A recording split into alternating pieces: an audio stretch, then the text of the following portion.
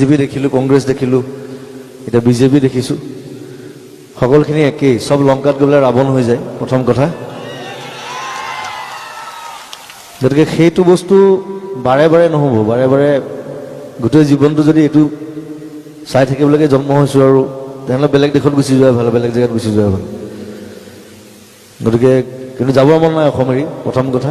আৰু এইটো নিজৰ দায়িত্ব বুলি হ'ব আমাৰ যে কিবা এটা বেয়া হৈছে অসমৰ কাৰণে, সেইটো কাৰণে ওলাই আহিছোঁ। মই কোনো ৰাজনীতিবিদো নহয়, মই ৰাজনীতিৰ লগত জড়িতও নহয়, মই কংগ্ৰেছো নহয়, BJPও নহয়, মই AGPও নহয়। প্ৰথম কথা NRC পিছত কে পিছত MPR, তাৰপিছত কি হয় নাজানো। মই ফটকৈ খং উঠিলে বেয়া শব্দ ওলাই যাম মোৰ মুখৰ পৰা, চৰি, আজি নকওঁ। সেই বেয়া শব্দলৈ যোৱাৰ পৰিৱেশটো সৃষ্টি কৰিছে কোনে? এইটো BJPয়ে কৰিছে প্ৰথম কথা। বহুতে মনে মনে ভিতৰত থৈ দিয়ে, ক'বলৈ বেয়া পায়, ষ্টেজত নকয়, মই কৈ দিওঁ।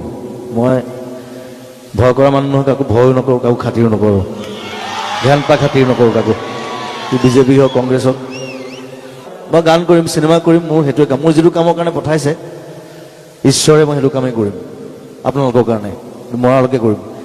খজল খজল চকু আঘাতে বেৰা বুকু কিদৰে দেখুৱাও